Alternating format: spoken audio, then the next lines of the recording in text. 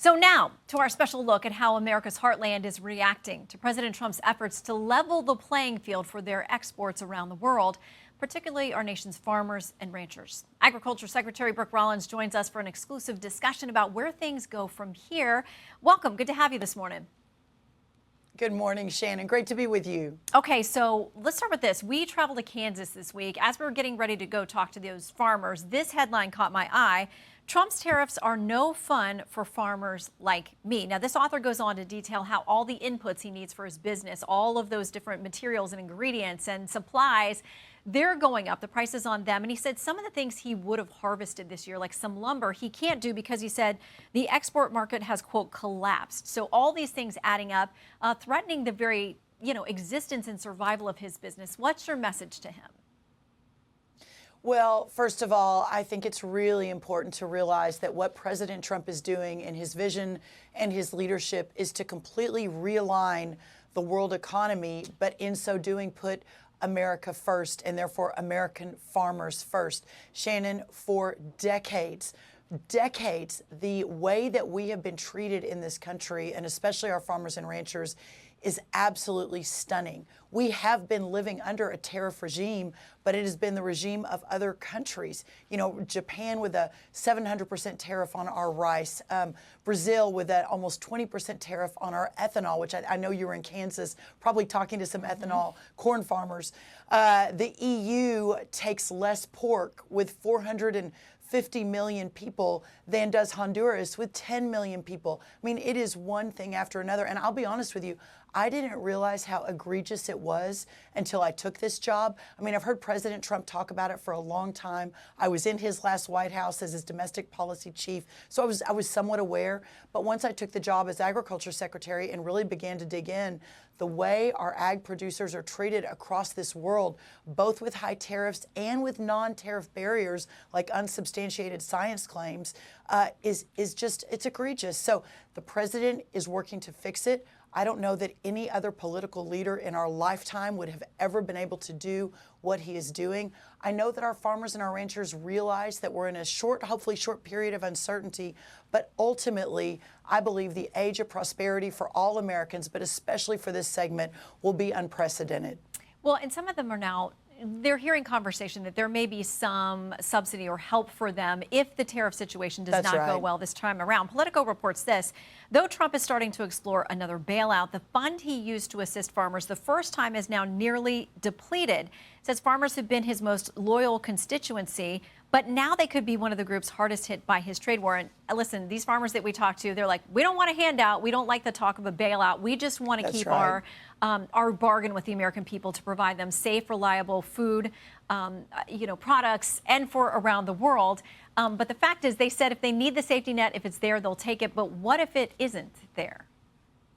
Well, it will be there, Shannon, but the fund is not depleted. But let me tell you this, the amount of spending by the Biden administration in using the fund that they're talking about, which is at the USDA, to help in situations like this, that fund was just on the DEI grants and the Green New Deal, climate change, it's stunning what we have found that they were spending that money on. But I'm already talking to Congress. I had lunch with Senator Hoeven and Senator Bozeman, both leaders on the Ag Committee. We feel confident that if necessary, there will be money there to help these farmers. Now, we won't know the real results of this. And hopefully, Shannon, the 75 countries is a real number. I've been talking to a lot of them, too. We've already got delegations that have hit the ground from Vietnam and Japan and Thailand and other places. I do believe this will be a short-term negotiation period, and then we'll move into, again, the economy opening up. We've already seen the numbers come in on jobs and inflation. Things look really, really good. But if it is necessary, we won't know that for some time. We will make sure. The president has said, I've got the farmers back, and my job is to ensure that we effectuate that promise to our farmers. So let's talk about some of the federal cuts that have been going on. With respect to the USDA, Reuters reports there are a couple of main programs, the Emergency Food Assistance Program and Local Food Purchase Assistance. Say it's going to add up to about $1 billion in cuts, and this is food that goes to food banks and schools. But it also supports the U.S. farms that are buying or creating that food for you to buy. Congressman Pat Ryan, a Democrat out of New York, had this reaction to those cuts. He said, I had to read this 5 times before I believed it. The president is ripping food away from hungry children. It's absolutely disgusting. That's families going hungry. That's kids, veterans, and seniors going hungry. That's farmers going out of business. I know that you have said there would be a continual assessment of cuts and what's going on. Can you speak to those programs? Well, first of all, that is absolutely fake news. That Democrat from New York has no idea what he's talking about. We did pull some funds back, but those were, Shannon, those were COVID-era funds that were specific to programs that had not been spent yet. And in fact, the states were not, they were asking for more time because they couldn't figure out how to spend the money so quickly. So that is what we pulled back. Now, keep in mind, just 2 weeks ago, we released another community food bank program funding of $280 million to get locally sourced family farm nutritious food into our schools and into our community food programs. So the Democrats are struggling right now for a unifying message. They think this could be it, even though it's completely false. They've made up this narrative. It is not true in reality, and never, not once, will a child go hungry in this country under any sort of USDA program or with President Trump in control and in power. Okay, you mentioned ethanol, so I want to get to this because we talked with farmers who primarily produce corn. They're worried if they're not able to export it or the people that they sell to won't continue buying, that they're going to have an abundance. And they say they feel like ethanol fuel, fueled by corn, could be helpful in the domestic market. Here is a question that we got for you from farmer Griff Howard. Ethanol is a key component to success for our operation. How can the USDA work with the EPA and Congress in establishing a year-round sale of E15? And E15 being that blend that contains the ethanol. I know at one point you headed up a group that was against these subsidies for ethanol. What is the position of the Trump administration? Have you evolved on that? Well, Shannon, I think you're talking about a paper that came up in my hearing for this that was from about 15 years ago that my think tank in Texas wrote about the importance of fossil fuels. So I have never been on the record as being against ethanol personally. That was a long time ago that the Democrats pulled up in my hearing. But it's a really important question. Ethanol is a very, very important part of our energy independence strategy. President Trump has been unequivocal in his support for ethanol and in his support for the year-round sale for the E15. In fact, at the end of our last administration, we put that rule out. A court gutted that, so now we're working on it again.